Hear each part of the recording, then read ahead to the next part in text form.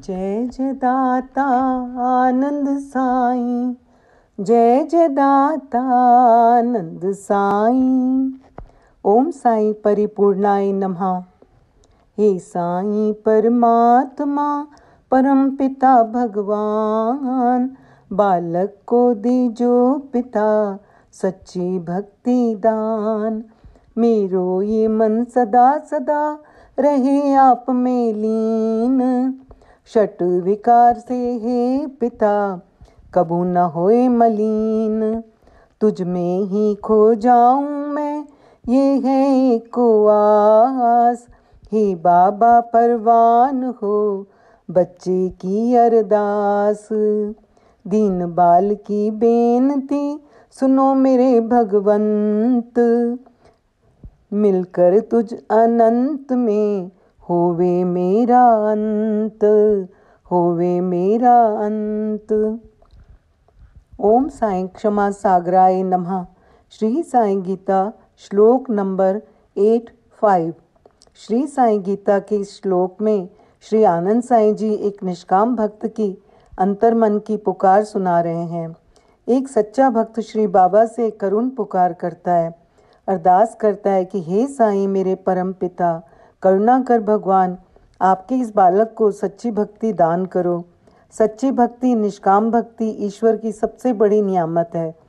एक सच्चा भक्त श्री बाबा से विनती करता है कि मेरा मन हमेशा आप में लीन रहे, मेरा मन संसारी वासनाओं में ना जाए, षट विकारों से मेरा मन मलिन ना हो।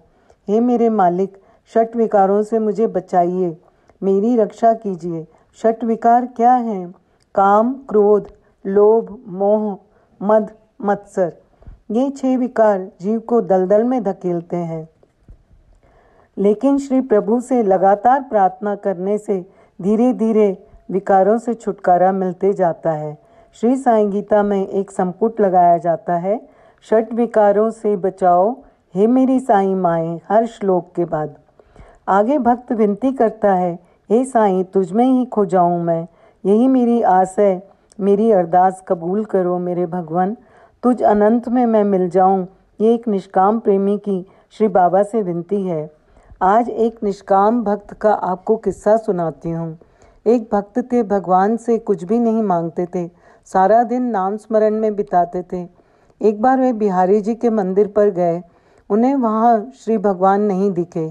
आसपास के लोगों से पूछने लगे, आज श्री भगवान कहाँ गए? सबने हैरानी से कहा, तुम्हें क्या हो गया है? सामने तो भगवान हैं। भक्त को बहुत ग्लानि हुई, सबको भगवान दिख रहे हैं, मुझे नहीं।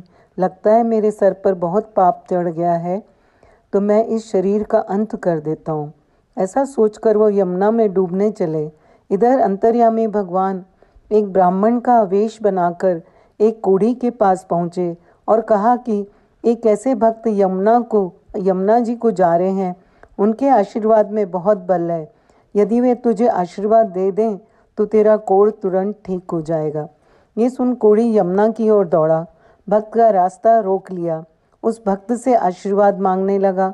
भक्त कहने लगे कि मैं तो पापी हूँ, मेरे आशीर्वाद से क्या होगा? पर उस कोढ़ी ने उनके पैर नहीं छोड़े, तो भक्त ने अनमने भाव से कह दिया, प्रभु तेरी इच्छा पूरी करें। ऐसा कहते ही कोढ़ी ठीक हो गया। भक्त स्तब्ध रह गया। सामने साक्षात भगवान प्रकट हो गए। भक्त श्री भगवान के चरणों में गिर गए और पूछने लगे, प्रभु आपकी कैसी लीला है? श्री भगवान ने कहा, भक्तराज, आपने जीवन भर जप किया पर कभी कुछ मांगा नहीं। आपका मुझ पर बहुत ऋण चढ़ गया था, इसलिए मैं आपके सामने आने से संकोच कर रहा था। आज आपने कोढ़ी के लिए कुछ मांगकर मेरा ऋण थोड़ा हल्का कर दिया है। वे भक्त धन्य हैं जो श्री भगवान का नाम जपते हैं पर ईश्वर से ईश्वर को ही मांगते हैं।